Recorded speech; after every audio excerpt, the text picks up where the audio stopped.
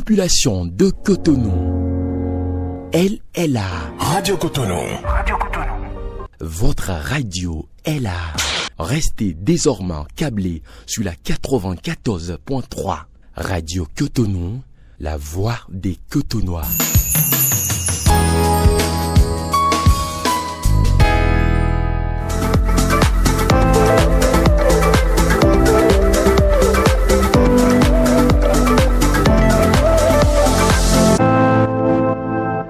Madame, Monsieur, bonjour. 165 quartiers, 13 arrondissements logés sur le cordon littoral entre le lac Nokoué et l'océan Atlantique, la ville cœur économique du Bénin subit une pression démographique non négligeable.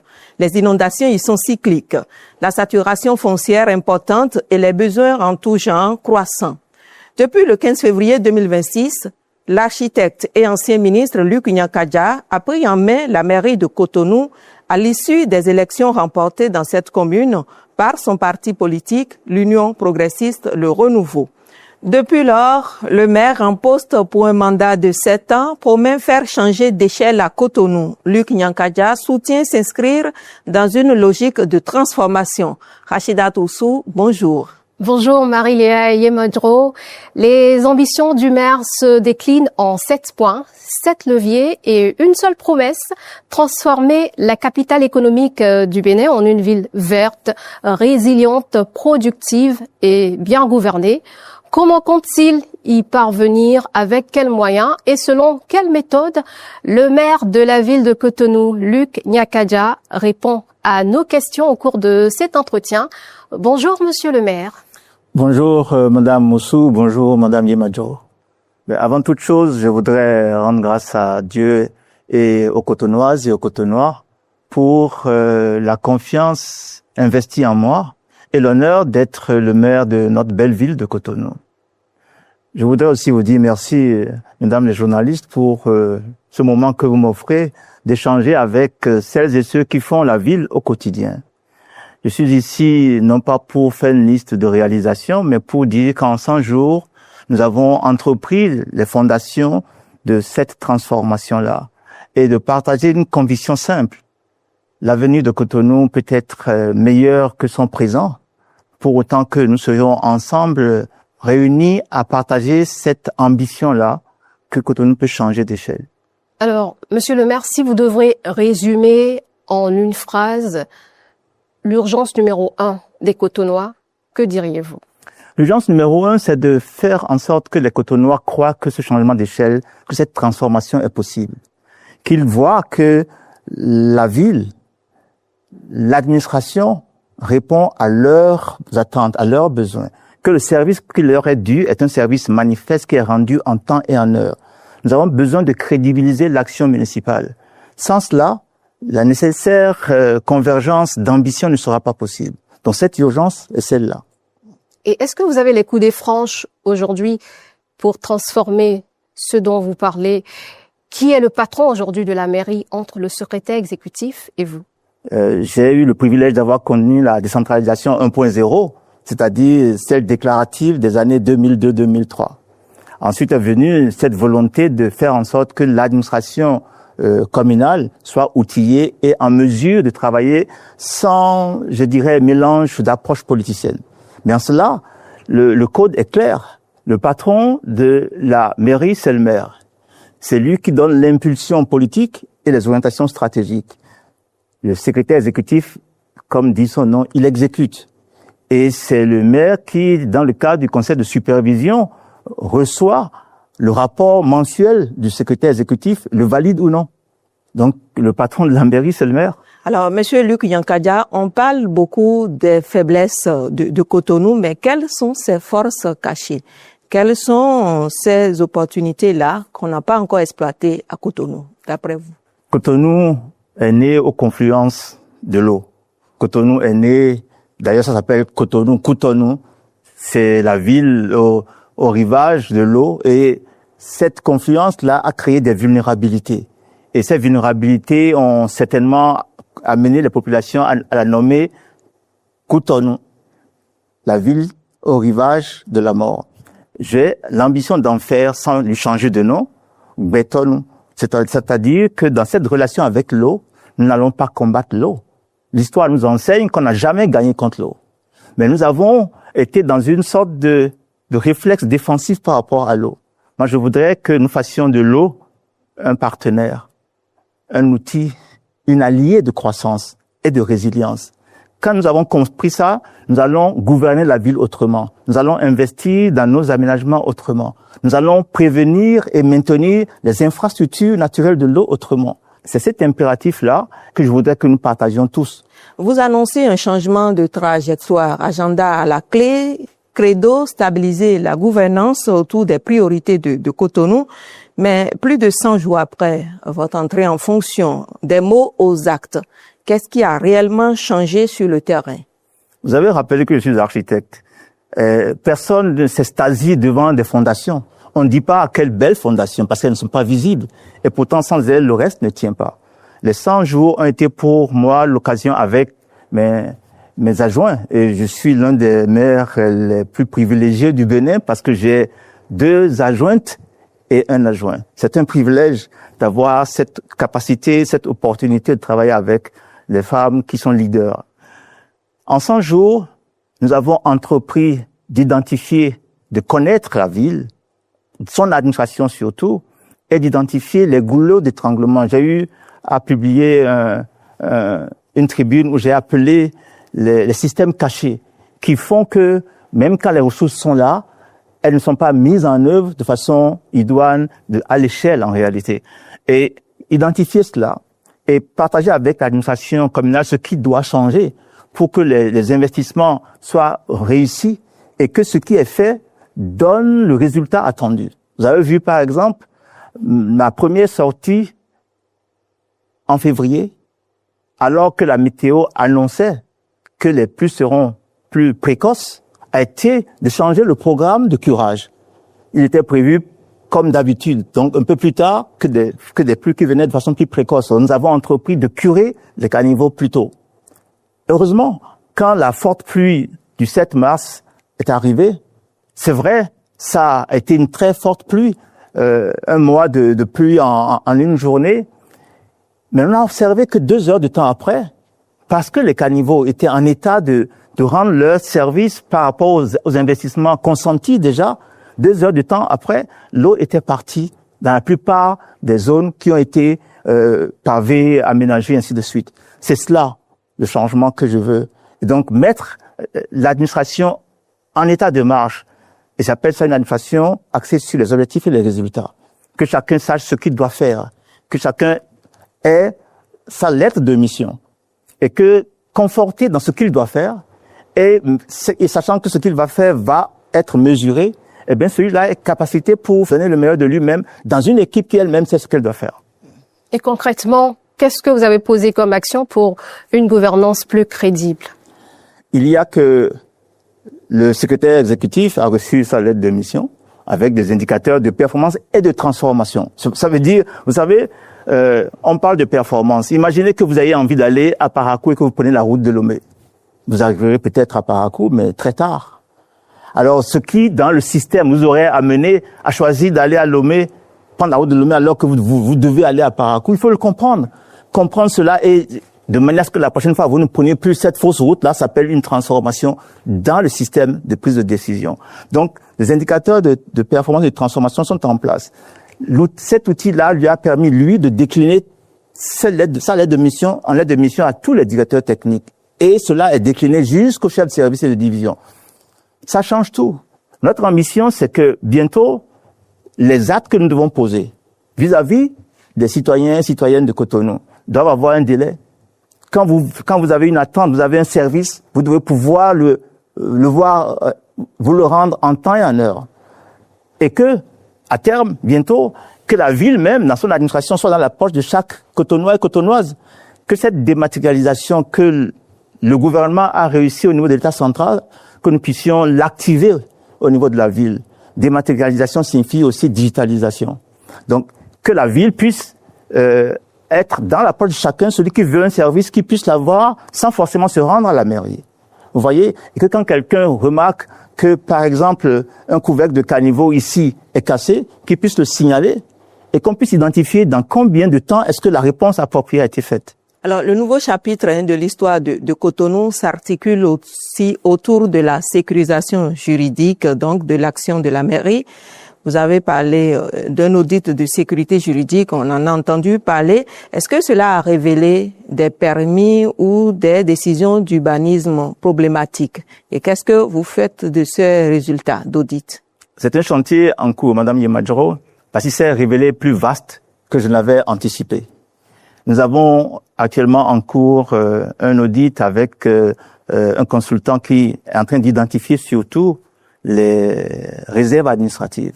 Une ville a besoin d'avoir de l'espace pour réaliser les infrastructures. Il se fait que beaucoup des réserves administratives sont soit méconnues, soit mal appropriées, soit parfois distraites, si je veux dire. Donc, récupérer cela, identifier cela. Par exemple, je peux vous dire déjà que dans le premier compte rendu qui m'a été fait, la liste des réserves administratives qui étaient connues et confiées au consultant a confirmé, s'est avéré le double. Donc, si on lui a dit qu'il y a telle quantité de réserves et que le constat qui a été fait après identifié, c'est le double. Donc, oui, il faut que la ville sécurise son foncier privé. Il faut que la ville aussi offre à ses citoyens, à ses acteurs économiques, la sécurité foncière qui est nécessaire. Parce que sans elle, personne n'investit. Donc, faire en sorte que l'ensemble des documents et des registres fonciers soient réconciliés, soient sécurisés et soient digitalisés et permettent à chacun d'avoir, par exemple, son permis de construire. Aujourd'hui, ça se fait dans une trentaine, quarantaine de jours. On peut faire mieux, mais on peut surtout faire mieux en permettant à chacun de ne pas attendre très longtemps avant d'avoir le document de sécurisation foncière qui lui permet d'entreprendre son projet. Et ça, c'est un prérequis pour qu'une ville devienne attrayante, attractive pour l'investissement privé. Et quelle échéance pour tout ça, cette digitalisation dont vous parlez? Le préalable est en cours. Et quand cette digitalisation va se faire au cours de cette année, ça va probablement nous prendre jusqu'à l'année prochaine parce qu'il faudra aussi travailler avec la NDF pour que nos registres soient conformes avec ceux de la NDF et que ce faisant, les permis de construire se fondent sur des titres fonciers qui eux aussi se fondent sur un registre qui est inattaquable. Alors, vous dites aussi vouloir reconnecter donc la ville avec la vie réelle, donc la mairie avec la ville réelle, la ville de Cotonou et le quotidien des Cotonois, en termes simples. Vous faites référence certainement au second levier de cette transformation. Il s'agit d'investir sur l'économie dite populaire. Je préfère le mot populaire à informel. Parce qu'en réalité, l'économie dite informelle, c'est-à-dire qui n'a pas de forme, mais qui en réalité a de forme. Il faut savoir que cette économie dite informelle, que je préfère appeler populaire, est une économie qui produit 80% du PIB de la ville et génère près de 90% des emplois de la ville. Ça veut dire que cette économie-là ne fonctionne pas. En réalité, la ville ne peut pas performer. Donc, faire en sorte que ceux qui sont dans cette économie dite populaire, qu'on puisse les professionnaliser, qu'on puisse les localiser, qu'on puisse les conforter, qu'on puisse faciliter leurs investissements, cette durabilité-là, et qu'on puisse apporter certainement ce que ces gens ne peuvent pas avoir d'eux-mêmes, l'informatique, la digitalisation, qui leur permettent de prospérer. C'est cela que j'appelle investir dans l'économie réelle, mais qu'on peut appeler économie populaire. Et si nous faisons cela, nous allons voir le PIB de la ville grandir et donc le PIB du Bénin grandir. Alors, une économie populaire, eh bien, un investissement dans cette économie-là, cela demande également un environnement physique sécurisé, vous en conviendrez. Il s'agit de réduire la vulnérabilité des populations et des infrastructures aussi face aux intempéries. Récemment, à la tête de vos équipes techniques, Luc Nyankadja, vous avez sillonné plusieurs écoles, quartiers qui ont souvent les pieds dans l'eau, aussitôt les premières pluies tombées. Vous êtes aussi allé vous rendre compte de l'état des ouvrages d'assainissement et avez discuté de vos constats avec nos concitoyens. Voyons cela avec Michel Doevi de la cellule de communication de la mairie de Cotonou. Chaque saison des pluies rappelle une réalité que vivent des milliers de citoyens à Cotonou. Les inondations perturbent les déplacements, fragilisent les activités économiques et exposent les populations.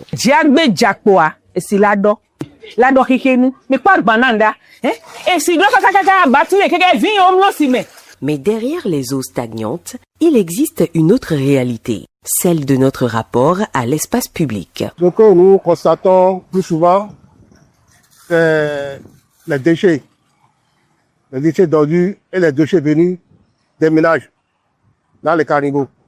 Donc nous invitons les populations à ne plus continuer à jeter les ordures et les déchets ménagers dans les caniveaux pour que prochainement ils soient satisfaits de ce que nous faisons. Les exutoires sont fortement occupés, soit par les constructions, soit par les remblais. Donc, ces actions de la population aggravent le phénomène d'inondation dans la ville de Cotonou. Face aux inondations, la responsabilité est collective. Le conseil communal de Cotonou, avec à sa tête Luc Nyankadja, joue sa partition. Ainsi, durant les 100 premiers jours de son mandat, la mairie a engagé des actions ciblées pour restaurer les capacités d'évacuation des eaux et améliorer la discipline de l'espace public. Curage de caniveaux, débouchage des collecteurs, libération des exutoires, partout dans la ville, les équipes sont mobilisées pour restaurer les capacités d'écoulement des eaux. Aujourd'hui, les résultats sont visibles. La fluidité est retrouvée dans les nouveaux ouvrages qui permettent désormais une circulation rapide des eaux pluviales. Les points noirs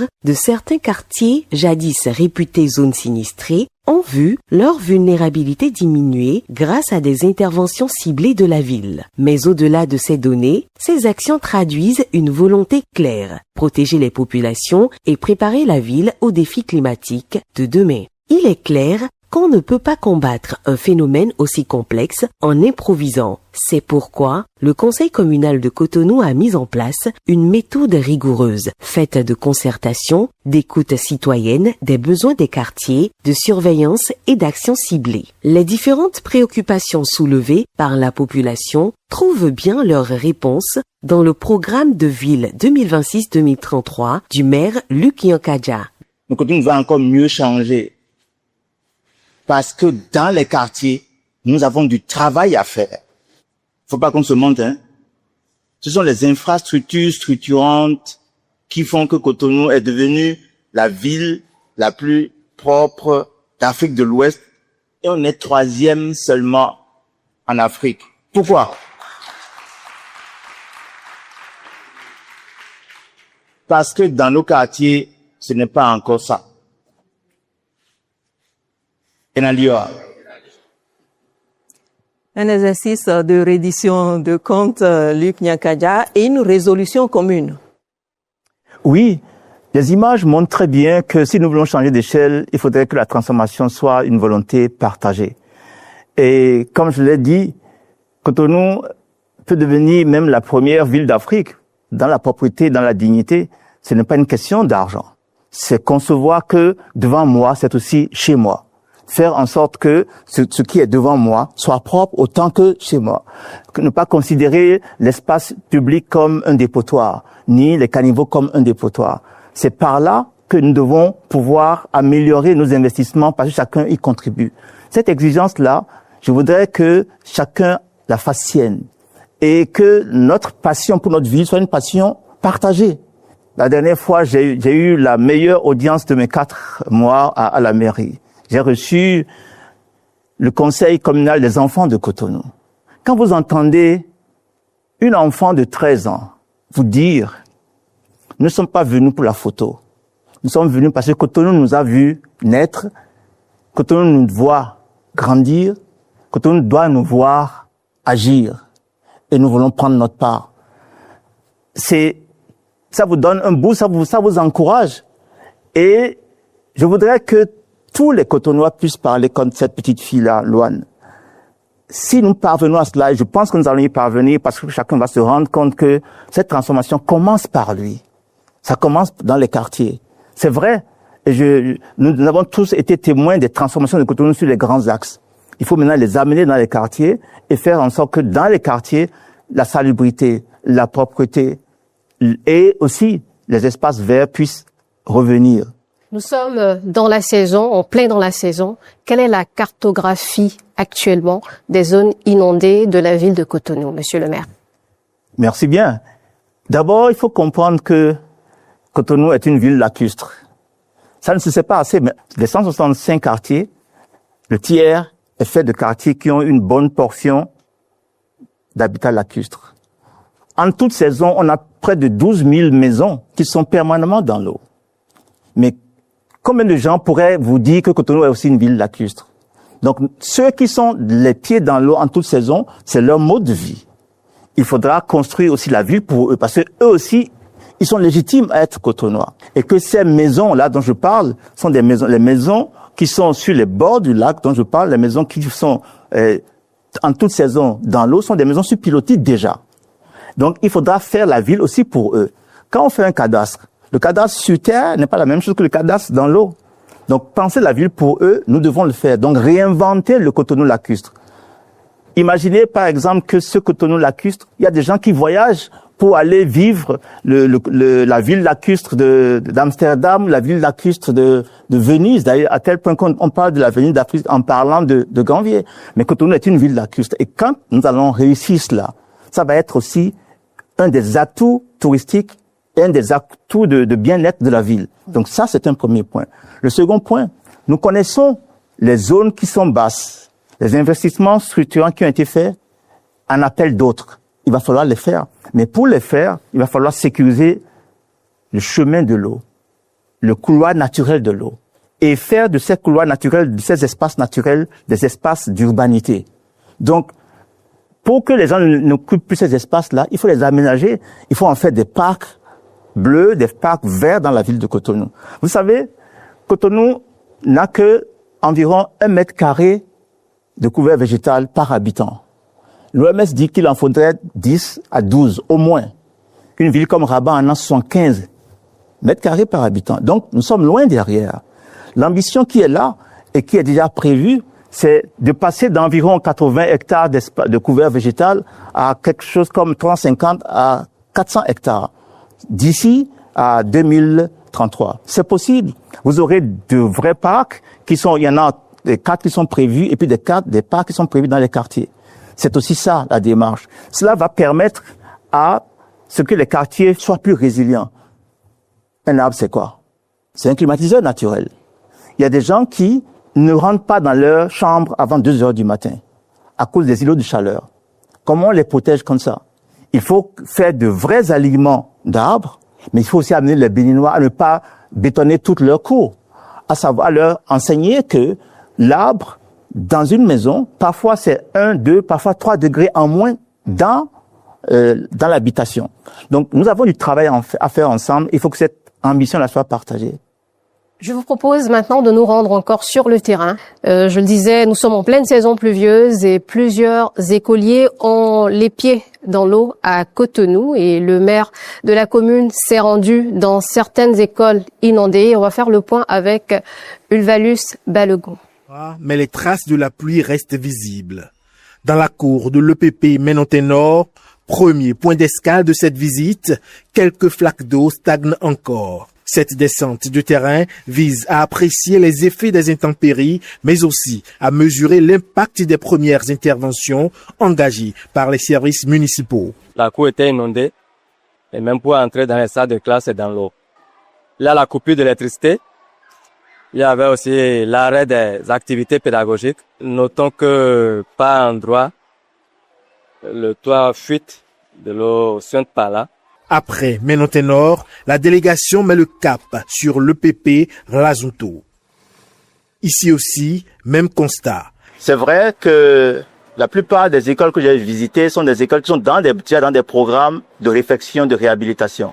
Ce qu'il faut faire pour mettre hors d'eau des salles qui vont recevoir les élèves de cette qui vont convenir urgemment. Et aussi que les directeurs et directrices les écouter pour voir quelles sont les autres problématiques qu'il faut prendre en compte dans le dispositif à mettre en place. Au-delà du constat, cette visite entend surtout rapprocher l'action publique des populations et préparer des réponses concrètes en prélude à l'examen du certificat d'études primaires CEP, session de juin 2026. Alors, monsieur le maire, qu'avez-vous pu faire pour ces écoles? Le défi, c'était de veiller à ce qu'aucun enfant ne passe le CEP les pieds dans l'eau. C'est inconcevable. C'est inadmissible. Et nous avons réussi effectivement à mettre les salles de classe des écoles qui sont dans ces zones-là, à les mettre hors d'eau. On n'avait que 15 jours pour agir et cela a été réussi. Ça veut dire que c'est possible. Il faut concentrer l'effort sur les urgences. Il faut discerner déjà les urgences et les priorités. Mais ça, c'était une urgence prioritaire. Donc, faire en sorte qu'aucun enfant ne compose les pieds dans l'eau. Et nous avons réussi ce pari-là.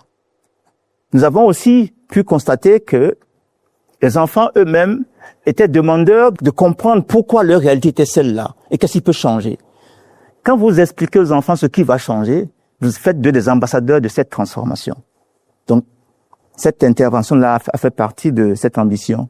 Comment la mairie de Cotonou a géré cette situation liée à un serpent qui a semé vraiment la panique à Agla pendant des jours? Est-ce que vous avez retrouvé le serpent d'ailleurs? Si, le serpent a été retrouvé. J'étais pas là, j'étais à Londres pour une rencontre avec la Banque européenne de reconstruction et de développement pour les avoir comme partenaires dans ce que nous voulons faire. Mais c'est le maire qu'on a appelé. C'est ça qui fait de cette fonction certainement la meilleure des fonctions politiques qui soit. C'est là où les politiques publiques rencontrent les réalités des populations. Et un maire, il doit être disponible H24. Donc oui, nous avons été appelés, nous sommes allés chercher quelqu'un dont le savoir-faire est de maîtriser le serpent. Certains avaient pensé que c'était un boa, mais c'était un gros python. Et nous avons fait descendre cette personne-là et elle est venue et elle a trouvé le serpent. Elle a sécurisé, parce qu'il ne s'agissait pas de le tuer, mais de le sécuriser et de le remettre là où il sera loin des populations. Donc ça s'est fait. Cela montre aussi que parfois, nos savoir-faire endogènes, nous les méconnaissons dans nos défis. Ce monsieur est connu pour, en tout cas au plan national, c'est une célébrité dans ce savoir-faire-là. Donc nous devons combiner tout cela pour construire la ville de nos ambitions. Alors, vous avez une vision pour cela, la vision 2026-2033. Vous portez un document stratégique, Cotonou changer d'échelle pour une ville qui incarne son bicentenaire. Concrètement, que veut dire changer d'échelle pour une ville comme Cotonou? Les défis de Cotonou ont changé d'échelle par leur ampleur, amplifiés par les changements climatiques, amplifiés par le développement de notre propre pays, qui demande une ville qui soit plus performante et une ville qui réponde aux besoins des acteurs économiques, une ville qui réponde aux aspirations de ses citoyens. Et changer d'échelle, c'est devenu un impératif. Quand vos défis changent d'échelle, vous devez dans vos réponses changer d'échelle. Cela veut dire quoi alors changer d'échelle? C'est gouverner autrement, écouter, anticiper et agir ensemble. Écouter, c'est accepter que nous n'avons pas la science infuse, mais que ceux qui vivent les défis faisant partie des solutions, il faut aussi les écouter. Et quand vous les écoutez, vous pouvez les amener à comprendre aussi que certains de leurs comportements font partie du problème. Ce faisant, vous pouvez les mobiliser à accompagner le mouvement en leur expliquant ce qui va se faire. Écouter, penser l'action et agir ensemble. C'est ça, changer d'échelle. Ici, nous l'avons décliné dans notre document en 7 leviers. Nous l'avons appelé cela levier. Le premier, parce qu'il faut que les citoyens de Cotonou comprennent que ce changement d'échelle est possible. Il faut réparer la ville. Parfois, vous voyez, en plein milieu de chaussée, un couvercle de caniveau qui est cassé et qui reste parfois 2-3 ans avant d'être remplacé. Alors qu'on peut le remplacer en 2-3 jours. C'est ça, réparer la ville. Des écoles où les enfants effectivement, des écoles qui sont dans des bas-fonds et où les enfants doivent composer, faire en sorte qu'ils ne composent pas les pieds dans l'eau, c'est ça, réparer la ville. Par exemple, prioriser les investissements. La Cotonou a besoin d'une gare routière. Et Cotonou veut faire une gare routière sur ses ressources propres. Pour ma part, j'ai dit, nous allons changer notre fusil d'épaule. Nous ferons la gare routière, mais avec un partenariat public-privé. Ça s'appelle infrastructure marchande. Ça veut dire qu'il y a un retour sur investissement qu'on peut calculer pour pouvoir trouver un tour de table pour faire la gare routière. Pendant que sur ses ressources propres, la ville les utilise pour investir là où vous ne trouverez aucun partenaire privé pour venir faire, à savoir sécuriser le foncier des écoles et des centres de santé, refaire les toits, assurer qu'il y ait l'eau et l'électricité, que le cadre de vie des enfants soit différent. C'est ça aussi qui nous permet de réparer la ville. Mais vient ensuite la nécessité d'investir dans l'économie populaire. Donc là, c'est les acteurs de la ville qui doivent se sentir capacités à faire mieux.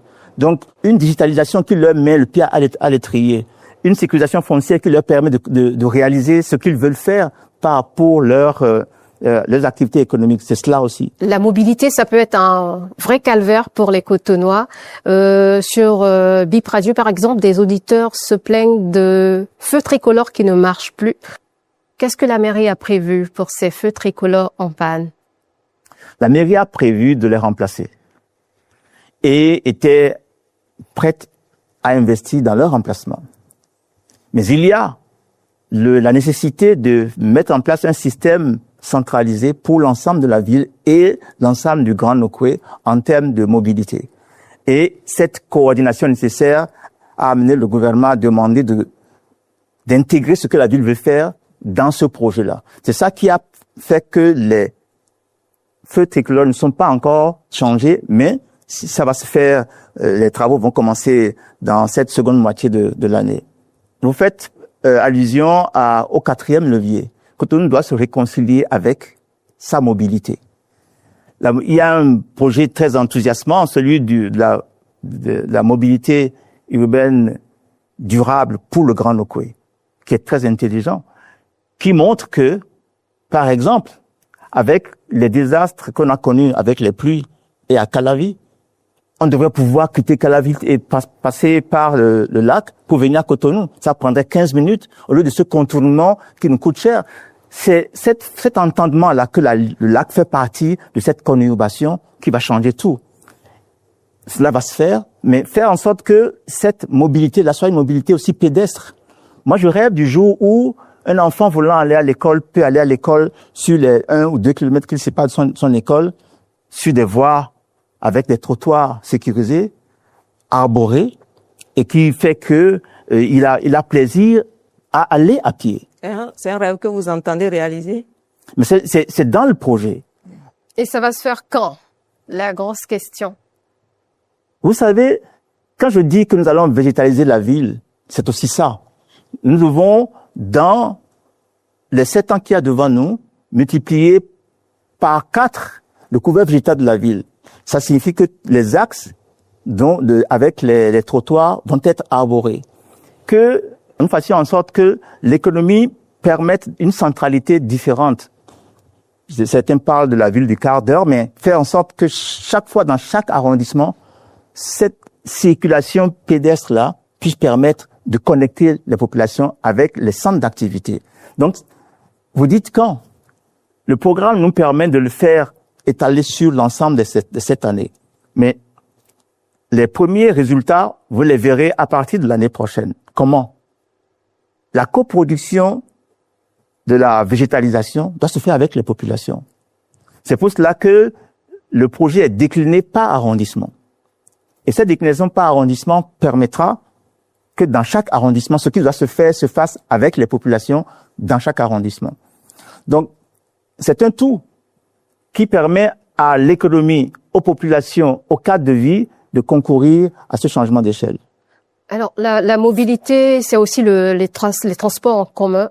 Que deviendront les émigrants, les tokpa?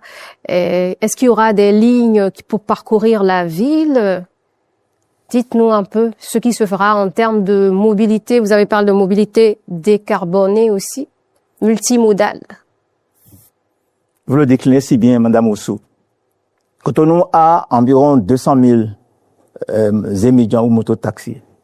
C'est un mode de déplacement qui est onéreux. C'est un transporteur avec un engin qui émet du carbone. La durabilité a au cœur de son concept le mot transition. Faire que cette transition-là se fasse avec et pour les émigrants aussi. Mandela avait ce mot que j'aime beaucoup, ce que vous faites pour moi, sans moi, vous ne pouvez le faire que contre moi. Les 200 000 émigrants de Cotonou, ce sont des acteurs économiques. Il faut simplement imaginer la chose autrement. Si un jour il leur prenait de se mettre en grève, Cotonou serait asphyxié parce que faute de mobilité. Eux, ils assurent 80% de la mobilité dans la ville. Donc, penser cette mobilité-là, c'est aussi faire que la transition entre des engins à combustion vers des engins électriques se fasse avec eux. Que le système leur permette et vous permette aux Cotonois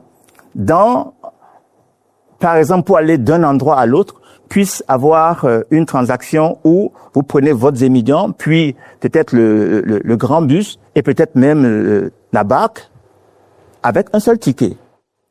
Cette combinaison-là va construire l'efficacité du système de transport de la ville. C'est ça l'ambition. Et c'est déjà dans le projet de la mobilité urbaine du Grand Nokoué qui est en cours. Mais Cotonou va amener sa partition, celle qui consiste à faire le dernier kilomètre ou les 2 derniers kilomètres. Alors, l'insalubrité demeure aussi un casse-tête dans plusieurs zones de Cotonou. Cela pose également des problèmes de santé publique. Pour assurer, bien sûr, les questions donc de respect donc des consignes et des normes en la matière, il est prévu aussi une police municipale. Ce sont autant de chantiers. Où en êtes-vous concrètement? Nous avons commencé dans les arrondissements le travail de coproduction et de la sécurité et de la salubrité. La sécurité, il faut la coproduire parce que c'est un bien tellement sensible sans lequel il n'y a pas de développement possible. Il faut que chaque acteur dans un arrondissement soit coproducteur de la sécurité comme pour la salubrité. Ça signifie que quand la SGDS, qui est cette entreprise commune aux villes autour du lac Nokoué, et maintenant ils sont aussi en train d'agir à Parakou, passe pour faire le nettoyage que vous avez vu dans l'élément qui est passé, que les riverains, eux aussi, soient acteurs de cela. Quand vous ouvrez les caniveaux, ce que vous trouvez dedans, ce sont des choses qui n'ont rien à voir dans les caniveaux. Donc, pour éviter que ça se retrouve dans les caniveaux, il faut que la salubrité soit coproduite. Il y a déjà des arrondissements qui ont commencé avec des actions de salubrité qui se tiennent une fois par mois et c'est en cela que c'est réconfortant, qui connaissent une grande participation. Et dans la rencontre que nous avons eue hier, rencontre de coordination entre le maire et les chefs d'arrondissement qui se tient tous les 2 mois, c'était à l'ordre du jour. Prenant ce que un chef d'arrondissement a réussi dans son arrondissement, comment on le duplique, comment on prend l'exemple là pour entraîner d'autres arrondissements. C'est ça qui va nous permettre de coproduire la salubrité et qui a son corollaire, la dignité dans la ville. Alors, c'est pas pour faire la promotion des citoyens indélicats, mais est-ce que c'est pas aussi un problème de manque de poubelles qu'on retrouve ces déchets-là dans les caniveaux? Est-ce que Cotonou a suffisamment de poubelles? Non, Cotonou n'a pas suffisamment de poubelles. Cotonou aura beaucoup de poubelles. Combien? Mais c'est une excuse. Permettez-moi de le dire ainsi. Le fait de jeter son sachet de pure water dans la rue, ce n'est pas une question de poubelle. Quand il y a un jeune qui a imaginé une poubelle ambulante sur chaque sable zémilian. Il le produit et chaque zémilian, ils sont un certain nombre à la voir déjà, il l'a sur son guidon et quand son transporté veut jeter le pure water, il dit non, mettez-le là. Donc ces éléments, ces innovations qui sont des innovations de particuliers, donc des jeunes qui l'utilisent aussi pour pouvoir non seulement sensibiliser, mais aussi en faire une activité génératrice de revenus, vont contribuer aux résultats. Donc, Cotonou a déjà, avec la SGDS, ils ont des points où on doit amener les ordures. Cela va être démultiplié. Les zones d'activité vont connaître des poubelles qui permettent donc à ceux qui sont dans les zones d'activité mettre les déchets dans les poubelles. Mais ce qui est essentiel, c'est pour ça que je dis qu'il ne faut pas que nous nous donnions des excuses, c'est que chacun considère que le déchet que l'on a produit, on en est responsable et qu'il ne doit pas se retrouver dans la rue. Et qu'en entendant que la ville, qui dans ses efforts, équipe nos rues, nos places publiques de poubelles, que chacun doit mettre sa poubelle, le cas échéant, dans sa poche ou en tout cas l'amener là où il est encore possible de le déposer en attendant que ces infrastructures se mettent en place et elles le seront. En attendant que ce soit fait et en attendant aussi que la sensibilisation prenne, il y a aussi la question des toilettes publiques. Il y a une centaine de toilettes publiques qui sont en chantier, qui vont être réparties dans la ville de Cotonou. Donc c'est déjà un programme qui est réalisé en maîtrise d'ouvrage délégué par la CIMO donc confiées à la CIMO par la ville. Et donc, la ville va être maillée par une centaine de toilettes publiques. À quelle échéance? Non, le marché est passé. Le marché est passé, les sites sont connus, donc les chantiers vont commencer. Il y a des prototypes qui sont réalisés. Mais nous allons compléter cela aussi par l'action des entreprises citoyennes. Il y a des propositions pour faire des toilettes mobiles. Le défi, c'est quoi? Quand il y a des activités, il y a des zones où il y a des affluences particulières, que nous puissions suppléer ou compléter le service par des toilettes mobiles qui peuvent être déployées. Il y en a déjà, mais il n'y en a pas assez. Et il y a des acteurs économiques de la ville qui proposent cela. Donc, nous sommes en discussion avec ces acteurs-là pour déployer. Donc, cette combinaison de solutions qui nous permettra d'avoir le service attendu à l'échelle de notre ambition pour la ville. Concernant les toilettes non mobiles, est-ce que vous pouvez, les Cotonois aimeraient savoir où vous voulez les implanter, par exemple, dans quel quartier? Est-ce que vous pouvez donner quelques noms? Nous avons 165 quartiers et il y a 100 sites qui vont recevoir des toilettes. Donc, ça veut dire que 2/3 des quartiers vont être servis en toilettes publiques dans cette première phase. Dans la seconde phase, tous les quartiers recevront des toilettes publiques et certains vont en recevoir 2 du fait que ces quartiers-là ont des zones d'activité plus d'1 ou 2. Il faut que ce soit des toilettes, que ce soit des lieux, pas simplement des lieux d'aisance, mais que ce soit des lieux de dignité aussi. Donc que ce soit des toilettes propres, nettoyées chaque jour, avec un fonctionnement qui permette non pas de le vandaliser, mais de l'entretenir. Parlons des marchés. Quels sont ces marchés-là qui sont dans le giron de la mairie de Cotonou aujourd'hui et quels sont vos projets pour les marchés de Cotonou? L'investissement du gouvernement a donné le là sur les marchés, je dirais, structurants, comme Toplebe, ainsi de suite. Ça, ce sont les marchés structurants. Il y a les marchés d'arrondissement. C'est sur les marchés d'arrondissement que nous allons investir. Comme je disais, faire que la ville, en investissant sur l'économie populaire, active, actionne, booste ces acteurs-là, c'est aussi que dans les arrondissements, il y ait des centres d'activité qui reçoivent des investissements. Donc, une partie des constructions a été confiée aussi à la CIMO. Il y a quelques difficultés sur les sites identifiés en termes d'assainissement et autres, mais vous voyez, c'est déjà dans le pipeline et cela devrait être réalisé pour une partie déjà à partir de cette année. La ville va réaliser les marchés dits secondaires, donc les marchés d'arrondissement, et va les gérer. De manière, ça va être un investissement. Nous tirerons et nous capitaliserons toutes les expériences acquises à travers les marchés qui sont réalisés actuellement pour faire des marchés qui soient accessibles en termes de coûts pour les populations. Ça va probablement être des marchés de type hangar, encore une fois, mais avec des modèles qui reviennent à un coût de sortie en termes d'exploitation pour que les populations puissent y accéder facilement. Aujourd'hui, est-ce que les caisses de votre mairie sont à la hauteur de vos ambitions? Non, pas encore. Mais la bonne nouvelle, c'est que Cotonou, aujourd'hui, ça ne se sait pas assez. L'asphaltage est un préfinancement du gouvernement remboursé par la ville de Cotonou. Donc, vous voyez, c'est-à-dire que les investissements d'asphaltage sont des investissements sur lesquels la contribution du gouvernement au travers du FADEC pour la ville de Cotonou permet de rembourser pour partie ces investissements-là. C'est vous qui remboursez l'asphaltage qui a été fait dans les quartiers de Cotonou, c'est ça? Oui, bien sûr, mais c'est normal. Bon, d'abord, il faut préciser que le FADEC, c'est désormais du passé. J'ai le privilège de représenter l'un des représentants des communes au sein du fonds d'investissement des communes qui va permettre une autre articulation dans la capacité des communes à investir. Par exemple, le FIC ne va pas fonctionner comme le FADEC. Le FIC va être capable de permettre aux communes, y compris d'aller sur les marchés pour avoir davantage de ressources dès lors que leur capacité à rembourser est avérée, par exemple. Donc, mais le FADEC fonctionne aussi avec des ressources affectées.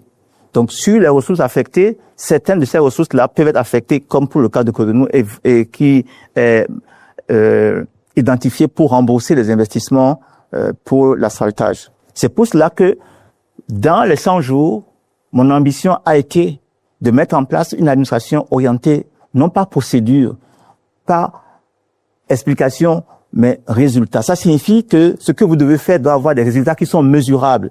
Et vous êtes tenu de donner ces résultats-là. Ça, c'est un premier point. Il faut que nos administrations deviennent axées sur objectifs et résultats au niveau communal.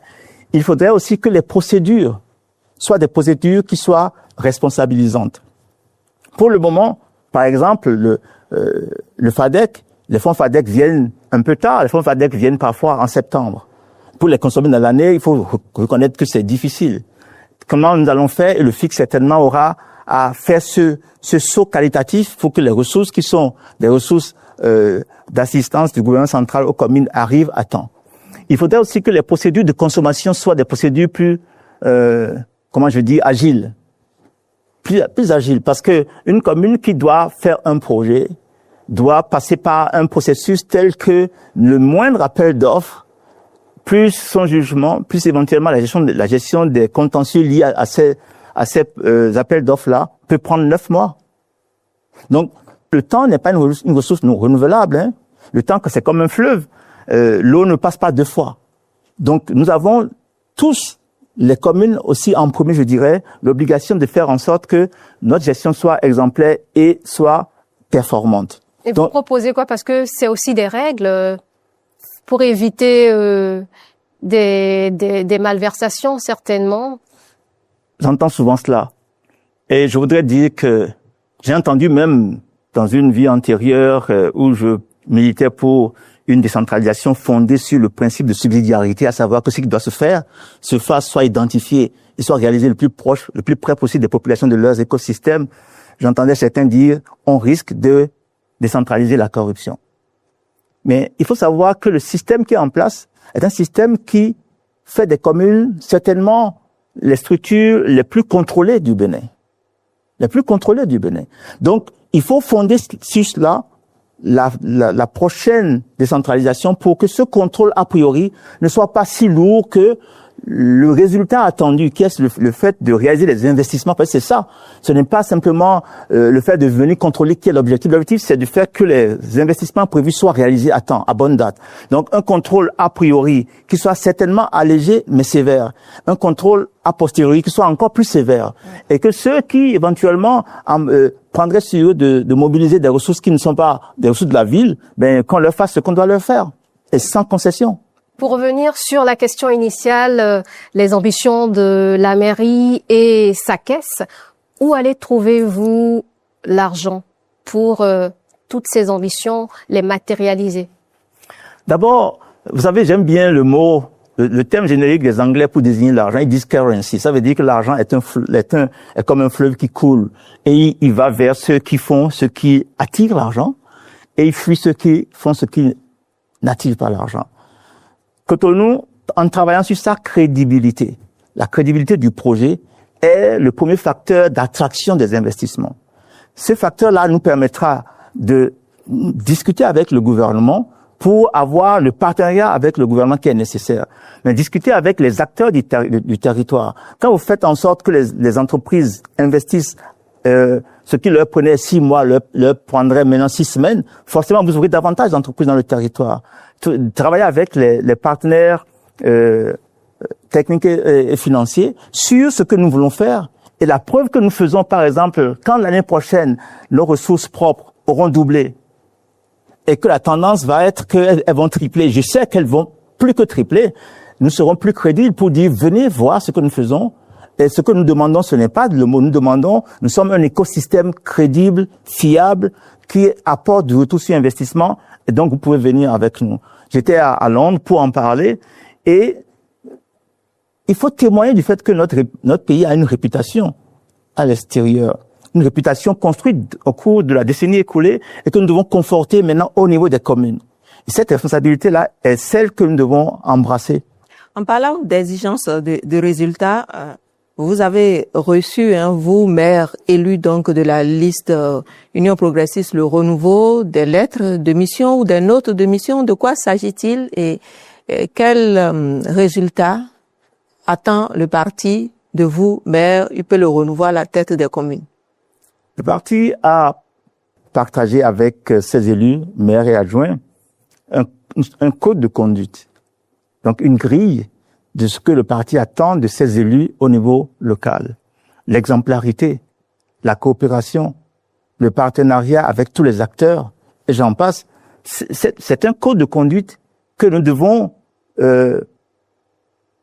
utiliser au niveau de chaque commune. Cotonou est sur cette trajectoire-là par rapport à ce que nous avons mis en chantier. Alors, parlons de l'espace public grignoté par les occupations anarchiques. Comment comptez-vous reprendre la main sur le foncier à Cotonou? Vous parliez tantôt des réserves publiques également. Nous allons récupérer toutes les réserves publiques qui sont encore récupérables, puisque certains, malheureusement, du fait de certaines malversations, ont pu être distraites, j'appelle ça, ou privatisées avec des titres fonciers, mais toutes celles qui peuvent être récupérées, nous les récupérerons. C'est pour cela que une étude est en cours. Et comme je vous disais, l'étude était partie pour identifier un stock donné, et sur le terrain, il se fait que le stock la liste constatée est le double. Ça signifie que même il y a des réserves qui sont méconnues de la ville. Donc les identifier, les cartographier, les sécuriser. La gestion foncière va être entièrement digitalisée. Aujourd'hui, les registres des lotissements sont un peu éparses et ne sont pas numérisés. Donc nous allons réconcilier tout cela. C'est pour cela que je dis ce que nous voulons faire va être un partenariat entre l'État et la ville. L'occupation de la ville, vous savez, lors de la restitution, de la reddition de comptes, qui s'est faite, non pas parce que nous sommes partis pour dire ce que nous avons fait. Nous avons appelé les populations à travers des panels à dire qu'avez-vous constaté? Quels sont vos besoins? Et comment vous voyez cela se faire mieux? Et quelle va être votre partition? C'était édifiant. Moi, j'étais dans la salle, mais dans le public, j'ai écouté les jeunes, les femmes dire, voilà nos défis, ce que vous avez fait, voilà comment nous l'avons perçu. Et voilà comment nous pensons que ça peut être fait en mieux. Et répondre à la question, qu'est-ce que vous pouvez faire pour que ça se fasse en mieux, pour que nous, on puisse faire davantage? Ils y ont répondu. J'ai vu une femme dire, et un autre monsieur dans un autre panel dire, monsieur le maire, il est temps de sévir. Il est temps de faire en sorte que le pollueur soit le payeur. Que celui qui occupe l'espace, qu'on puisse le déménager aux besoins manu militari, parce que c'est l'espace public, mais c'est le salon commun de nous tous. Donc, on ne doit pas permettre à certains de le privatiser. Et parfois, cette privatisation-là est une cause d'inondation. Parce que quand vous occupez les couloirs de l'eau, quand vous vous installez sur des passages d'eau et que vous construisez, si c'est vous qui ainsi mettez en péril le cadre de vie commun, il va falloir le bulldozer. Donc, cette exigence-là est portée aussi par les populations. Ça veut dire que elles nous disent, oui, nous sommes une part du problème, nous allons jouer notre partition, mais jouer la vôtre. Et moi, je leur ai dit, vous nous verrez en train de jouer la nôtre, et nous voudrions que vous jouiez la vôtre. C'est pour cela que cette reddition de comptes a été conclue par un pacte citoyen. En 5 points, qui dit ce que la ville va faire et ce que les citoyens vont faire. Et ce pacte, nous allons le porter et faire en sorte que dans chaque arrondissement, cela soit reflété et que cela soit discuté dans les conseils d'arrondissement et que les acteurs de chaque arrondissement y adhèrent. Il va être discuté, donc il va être amendé, il est amendable. Chaque arrondissement peut faire le sien avec la structure de la commune, mais à l'amender et le mettre à sa sauce. C'est 5 points en quelques mots. La ville s'engage à anticiper, à écouter, à réaliser les infrastructures, à les entretenir, à en faire la maintenance et à faire en sorte que cela soit fait à bonne date. Et comment on vous demande les comptes? L'auditeur ou le téléspectateur qui nous suit actuellement? Bientôt, nous aurons, je disais tantôt que l'administration municipale va être bientôt une administration que chacun peut avoir dans sa poche. À telle enseigne que quand vous identifiez un couvercle de pavé que vous signalez, que vous puissiez dire, je l'ai signalé à telle date, et au bout de telle date, ça n'a pas été fait. C'est une façon d'interroger, d'interpeller l'administration communale. Cela, chacun peut l'avoir dans sa poche. Désormais, une application ou bien sûr. Ça existe déjà. Il s'agit de le généraliser et de faire en sorte que chacun puisse d'abord savoir que c'est disponible et apprendre à l'utiliser, que la ville elle-même s'outille pour pouvoir répondre à cette exigence-là. C'est une application qui a été d'ailleurs mise en place par le ministère du cadre de vie. Donc concrètement, quand il y a une dégradation, cadre de vie. C'est ça. 229 C'est bien ça. cadres de vie. C'est bien ça, oui. D'accord. Donc, comment ça marche? Il y a un pavé défoncé. Vous pouvez géolocaliser le problème, le signaler, et donc l'administration municipale sait que le problème, là où le problème a été signalé, est en mesure d'aller sur ce lieu-là et de pouvoir le corriger à bonne date. Et celui qui a signalé le problème peut dire, je l'ai signalé à telle date, et pourtant, plus tard, ça n'a pas encore été fait. Cette façon. Les chefs quartiers, quand c'est aux citoyens de signaler que des pavés sont défoncés, des couvercles de caniveaux se sont envolés. Le chef de quartier est responsabilisé pour faire ça. Mais nous voulons que le citoyen aussi soit responsabilisé et que la tension qui est nécessaire entre la responsabilité citoyenne et celle de la municipalité soit en place à travers une interface qui responsabilise la ville. Et il y a une plateforme digitale qui est en train d'être mise en place pour leur permettre aussi d'être en mesure de jouer leur responsabilité en tant que chef de quartier. Donc, cela ne se fera pas en 100 jours, mais cela est en chantier. Alors, on va continuer cette émission avec un autre pan, faire grandir Cotonou sans l'étendre. C'est le 5e levier de votre programme. Comment le traduisez-vous en action? Cotonou, 79 km² et beaucoup d'eau, vous le disiez il y a quelques instants. Cotonou est plein comme un œuf. Il faut que Cotonou se densifie. Il faut donc que dans les constructions et dans la réglementation qui va avec ces constructions-là, que nous puissions inciter à une densification. Si vous prenez par exemple le quartier de Kinkome, qui a plus que mon âge en termes de viabilisation, le couvert, si vous calculez l'emprise des bâtiments dans ces parcelles-là, leur valeur est inférieure à la valeur du foncier. Ça indique quelque chose. Et ce sont des zones dont une partie est, par exemple, en indivision. Comment on fait pour que l'indivision puisse être incitée à investir? Ça, ce sont des questions qui peuvent être résolues. Nous devons aussi faire en sorte que la mobilité est un instrument de la densification. Si vous pouvez être dans un quartier et ne pas avoir besoin d'aller très loin pour avoir les services, vous serez incité à rester dans votre quartier. Donc cette densification-là est une nécessité. Le fait de faire en sorte que les équipements de proximité soient aussi dans les quartiers va inciter cette densification. Luc Yankadia, au-delà des infrastructures, il faudra investir davantage dans le capital humain de la ville. Vous évoquez l'accès aux soins, l'éducation, la promotion des talents pour donner à Cotonou plus de rayonnement. Vous nous expliquez cela? Oui, la ville a comme responsabilité de porter à niveau son capital humain, les jeunes. Cela passe par des écoles et des centres de santé qui sont à niveau, qui permettent des soins qui sont accessibles. Et pour les écoles, par exemple, faire en sorte que aujourd'hui nous sommes dans un monde où la digitalisation est telle que le dialogue avec l'intelligence artificielle doit être mis à la portée des jeunes. Ils doivent sortir des CEG sachant faire cela. Donc nous devons équiper donc chaque CEG d'une médiathèque qui met en place un écosystème qui met le pied à l'étrier à nos enfants par rapport à ce qui va les rendre compétitifs dans le monde qui est devant nous, c'est le monde d'aujourd'hui, et qui les capacite par rapport à ce qu'ils savent faire à leur don et à leur talent. Donc faire en sorte que nous puissions faire ce genre d'investissement fait partie donc du levier 6. Nous devons aussi faire en sorte que au niveau des marchés, par exemple, j'ai dit dans un marché, que l'accès à l'internet et à la digitalisation soit à la portée des gens. Que la ville constate cet investissement-là, c'est un bon investissement pour la transformation de l'économie populaire. Ces éléments sont nécessaires, mais la culture est un potentiel méconnu de la ville de Cotonou. Cotonou a 165 quartiers qui ont chacun un nom et les populations tiennent au nom de leur quartier. Et chaque nom de quartier a une signification.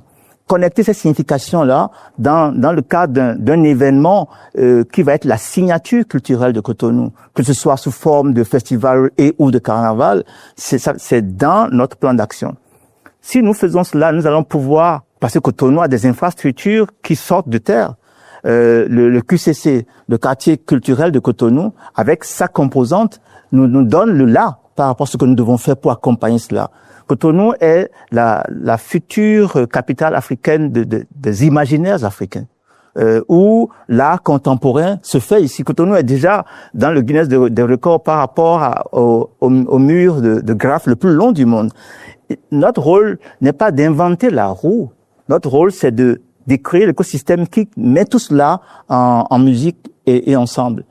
Nous ambitionnons créer un vrai signal culturel pour Cotonou. La culture est une industrie créatrice d'emplois et de valeur ajoutée. Et Cotonou a de quoi créer une marque particulière pour le Bénin. Je suis venu décliner une ambition et une méthode. Et donc, et montrer que la méthode que nous voulons faire et l'ambition déjà, elle est connectée avec ce que Cotonou possède et ce que le gouvernement fait ou ambitionne faire aussi. Donc, des études préliminaires sont en cours. D'ailleurs, c'est le deuxième adjoint qui est chargé de cela. Les études préliminaires sont en cours. Les acteurs culturels de la ville, nous les avons réunis et nous les écoutons pour voir comment est-ce que ce que nous allons faire va conjuguer et leur capacité à faire. Il ne s'agit pas, encore une fois, d'inventer le fil à couper le beurre. Hein. On va s'intéresser à votre gouvernance. Quel est son cachet spécial? Comment le Cotonois s'adresse à vous directement? Comment vous lui donnez la parole aux citoyens, aux Cotonois?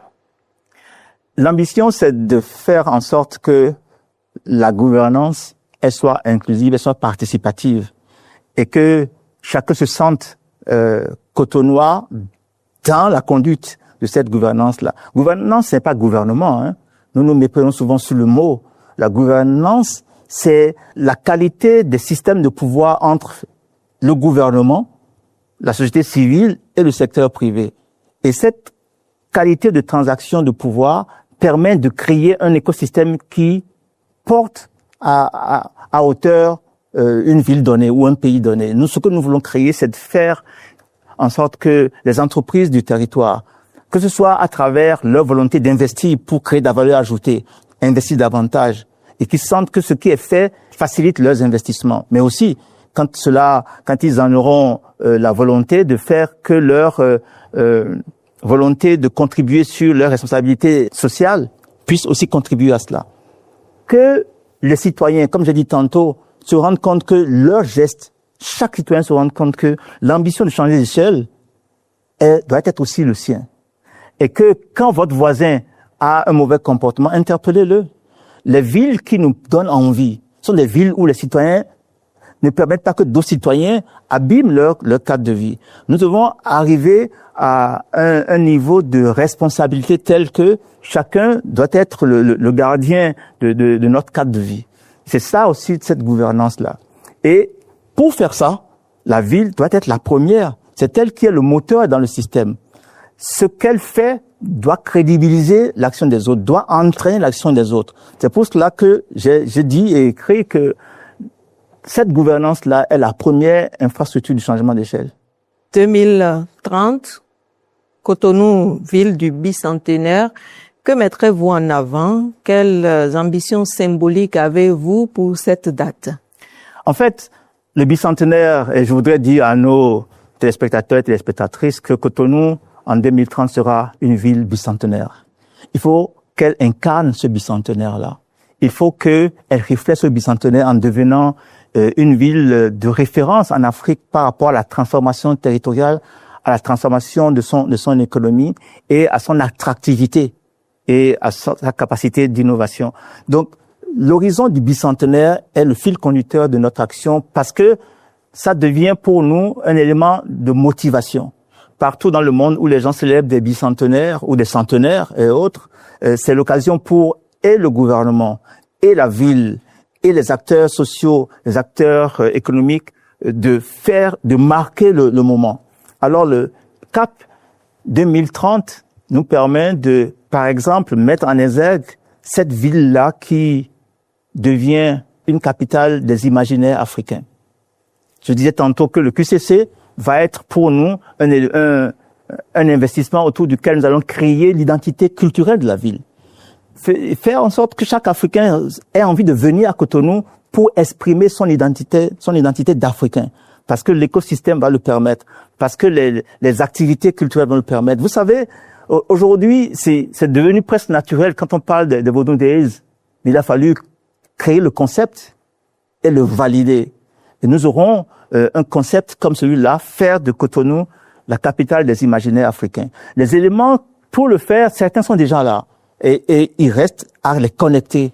Comme je disais, quand vous avez 165 quartiers qui sont très typés au plan historique, au plan culturel, il reste à les mettre ensemble, à les connecter pour créer cette identité-là. C'est ça, le CAP 2030. Le CAP 2030 va permettre à Cotonou, dans sa relation avec l'eau, le pacte avec l'eau, soit au cœur de cette conduite-là. Nous voulons que, d'ici 2030, que Cotonou soit une ville dont le couvert végétal, c'est vrai, on ne crée pas un couvert végétal, comment je vais dire, en un an, mais les éléments qui vont faire en sorte que la ville et son couvert végétal soient plus grands. Par exemple, il y aura un grand parc dont les études sont déjà en cours, à Fifadi. Nous sommes actuellement, le projet qui est prévu avec un programme du gouvernement porte sur près de 350 à 400 hectares d'espace vert et de plans d'eau dans la ville. Ils seront construits autour des chemins de l'eau. Donc vous aurez des plans d'eau agréables où vous pourrez vous installer et sentir la ville comme étant votre et avoir cette fierté de faire partie de ce chantier, de cette entreprise-là. À quel niveau, par exemple, à Vossa, à Dantopa, partout, à Bukikoji? En fait, l'idée et le chantier, c'est d'identifier tous les chemins d'eau, d'identifier les espaces qui vont nous servir de canaliser cette eau-là et les aménager. C'est ça, faire un partenariat entre la ville et l'eau. Donc, identifier la part de l'eau, le chemin de l'eau et lui faire sa place. C'est ça qui va faire que nos infrastructures, nos caniveaux vont bien et mieux fonctionner. Cet aspect, quand l'eau aura sa part dans la ville, vous verrez que ça va se traduire en plans d'eau urbains. Il y a quand vous voyagez, vous voyez des parcs avec à l'intérieur des plans d'eau qui sont très agréables. Nous avons des éléments précurseurs de cela qui ont été mis en place par le projet PAPC, par exemple. Il va falloir connecter tout ça. Ça fait partie du narratif que nous avons écrit et que nous voulons mettre en œuvre pour le CAP 2030. Le bicentenaire, nous voulons que ce soit une marque dont les générations futures vont se souvenir. Vont se souvenir de ce que, quand Cotonou a fait son bicentenaire, il y a cet élément qui a transformé la ville. Vous avez souligné les aspects culturels. Est-ce qu'il y a d'autres volets? Est-ce qu'il y a un événement particulier, un colloque international? Est-ce qu'il y a des rencontres qui sont prévues? Les rencontres qui sont prévues, tout cela va avoir un omnibus qui s'appelle la signature culturelle de Cotonou. Il ne faut pas que ce soit une rencontre rien que pour le bicentenaire. Il faudra que ce soit un commencement pour des rendez-vous qui vont précisément, encore une fois, faire de Cotonou la capitale africaine des imaginaires africains ou la capitale des imaginaires africains. Donc, il y aura des conférences, il y aura des activités culturelles, il y aura festival, carnaval, tout cela va être monté. 2030, c'est dans 3 ans. Et donc, nous voulons avoir une ambition grande et raisonnée. Alors, Monsieur le maire, on est presque à la fin de cette émission. Quels engagements prenez-vous pour ce septennat? Je prends l'engagement que, ensemble avec les Cotonoises et les Cotonois, que Cotonou change d'échelle. Change d'échelle et que chacun le sente dans sa vie, dans son activité, que les jeunes le sentent, que le pouvoir d'achat le sente, que la création d'emplois soit manifeste par rapport à ça, que chacun ait le sentiment que la ville lui a mis le pied à l'étrier par rapport à ce qu'il peut faire, ce qu'il sait faire. C'est ce que je voudrais que chaque Cotonoise et chaque Cotonois sente. Je voudrais aussi que Cotonou, dans le Grand Nokoué, joue sa partition de moteur du développement durable. En fait, le territoire de Cotonou, parce qu'il n'y a pas de ville sans territoire. Le territoire de Cotonou, que ce soit territoire économique, territoire écologique et autres, même territoire administratif, Cotonou a pour territoire le Bénin tout entier. Quand notre ville va changer d'échelle, elle va contribuer amplement en jouant le rôle de booster dans la régionalisation appelée par le président Wadani pour le département du littoral et bien au-delà. Merci, monsieur le maire. Merci, Luc Nyakadja, d'avoir répondu à nos questions. Je suis venu avec ceci et je repars avec ça. Je voudrais que l'ensemble de nos téléspectateurs et l'ensemble des Cotonois soient convaincus qu'ensemble, nous changerons d'échelle. En aimant Cotonou, c'est ce qui est écrit. Exactement. J'aime Cotonou. Alors, à travers cet entretien, nous retenons une ambition, faire de Cotonou une ville résiliente, une ville propre, une ville plus proche de ses habitants, une ville mieux gouvernée. On le sait, c'est l'affaire de tous. Vous l'avez suffisamment dit sur ce plateau. Les défis sont nombreux, mais les Cotonoises et les Cotonois jugeront avant tout votre mandat à l'aune des résultats concrets et l'impact sur leur quotidien. Donc, le rendez-vous est pris avec les citoyens et l'histoire. Merci à vous, monsieur le maire. Ce fut un plaisir de co-animer cette émission avec vous, Marie-Léa Yemandro. Merci à vous, auditeurs et téléspectateurs, de nous avoir suivis.